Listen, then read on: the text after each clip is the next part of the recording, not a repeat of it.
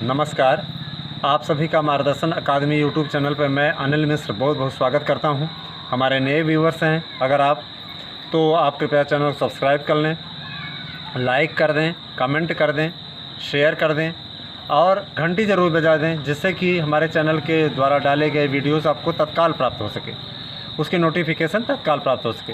तो हमारे बहुत से मित्रों ने कला विषय को भी क्वालिफाई किया है, जो कि कला विषय में इस समय टीचर हैं, और उन्होंने अपने इंटरव्यू के अनुभव को साझा किया है। 3 इंटरव्यू देकर वो पहुँचे हैं।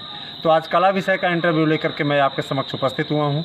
आपको इंटरव्यू में क्या पूछा गया था, किस प्रकार से पिछला अनुभव रहा, उसको मैं बताना चाहूँगा, जैसा कि हमारे मित्रों ने बताया है जिनका सिलेक्शन हुआ है। देखिए, कला विषय के लिए भी 3 विशेषज्ञों, 2 विशेषज्ञ और 1 मेंबर का पैनल होता है। जब स्टूडेंट जो अभ्यर्थी रहता है वहाँ पर पहुँचता है तो उससे सबसे पहले यही प्रश्न किया जाता है कि आपकी क्वालिफ़िकेशन क्या है। तो आप प्रशिक्षित स्नातक हैं तो आप MA B.Ed मत बताइए, क्योंकि अगर आपने ये PG किया भी है तो आप बताएंगे तो आपसे फिर PG लेवल का पूछेंगे।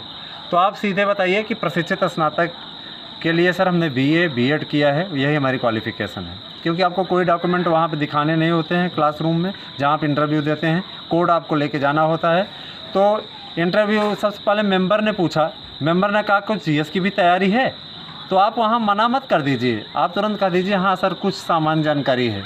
उनसे पूछा गया था ये बताओ भारत के उस राज्य का नाम बताइए जिस राज्य की, राज्य तो 2 हैं लेकिन राजधानियाँ 1 हैं। तो कहा सर पंजाब और हरियाणा, इन दोनों की राजधानी चंडीगढ़ है, जो कि एक केंद्र शासित प्रदेश है। तो कहा हाँ। आगे विशेषज्ञ की ओर इशारा किया तो उन्होंने पूछा खजुराहो अपने मंदिरों के लिए प्रसिद्ध है, खजुराहो अपनी मंदिरों के लिए प्रसिद्ध है, खजुराहो नामक स्थान पड़ता कहाँ है? तो उन्होंने कहा सर खजुराहो नामक स्थान मध्य प्रदेश में पड़ता है। फिर उन्होंने पूछा कि मान लीजिए आपको प्रकृति चित्रण करना है, प्रकृति चित्रण आपको करना है, तो प्रकृति चित्रण करने के लिए आप ऐसा क्या करेंगे कि वो प्राकृतिक दृश्य एकदम सजीव प्रतीत हो? तो उसने उत्तर दिया कि प्राकृतिक रंगों, ऐसे रंगों से कलर करना है जैसे वृक्ष हों तो वृक्ष को हरे रंग से, नेचुरल हरा रंग रहे उससे, और अगर उसके पीले पत्ते पीले हो गए हैं तो बढ़िया कलरफुल रंग से, ऐसे रंग से हम कलर करें जिससे कि अच्छा दिखे और सजीव प्रतीत हो। और कहे आदमी का चित्रण करना हो तो कहे आदमी का चित्रण करना हो तो हम इस प्रकार से चित्रण करें जिससे ये लगे कि वो सजीव रूप से कार्य कर रहे हैं, कार्यशील व्यक्ति दिख रहे हैं। तो उन्होंने कहा हाँ, अगर मान लीजिए आपको रेखा चित्र बनाने के लिए कहा जाए तो आप क्या करेंगे, आपको सिर्फ पेंसिल से सेट करना हो तो आप कैसे उसको सजाएंगे? तो कहा सबसे पहले हम बिंदियों को रखना आरंभ करेंगे, थोड़ी बिंदियाँ रखेंगे, उसके बाद में उसको चढ़ाने का प्रयास करेंगे, चढ़ाएंगे, उसके बाद में उसको स्केचिंग कर देंगे उसकी, माने हमें रंग से नहीं रंगना है, सिर्फ पेंसिल से स्केच कर देना है, पेंसिल से उसको बना देना है।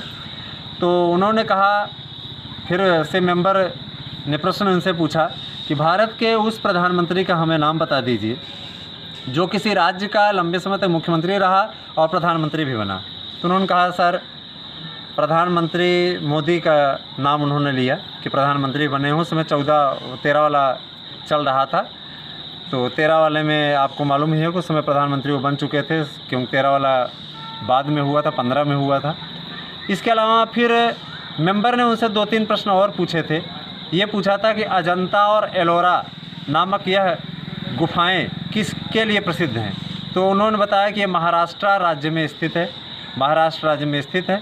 अजंता और एलोरा की गुफाएं प्रसिद्ध चित्रों के लिए प्रसिद्ध हैं, माने उसमें दीवालों पे चित्र बने हुए हैं और उन चित्रों पर सजीव चित्रण किया गया है।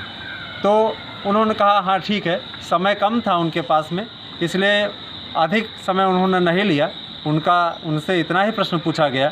तो जब वो बाहर निकले तो उन्होंने थैंक्स बोला सर को, थैंक्स बोलते हुए बाहर निकले, और यही उन्होंने हमसे अनुभव साझा किया जो कि हमने आपके सामने प्रस्तुतिकरण किया। तो अगले वीडियोस के साथ हम आपके साथ फिर उपस्थित होंगे। आप बने रहें हमारे यूट्यूब चैनल पर और उस चैनल को सब्सक्राइब कर लें, लाइक कर दें, शेयर कर दें, कमेंट कर दें। आपका बहुत बहुत धन्यवाद। आपका दिन शुभ हो।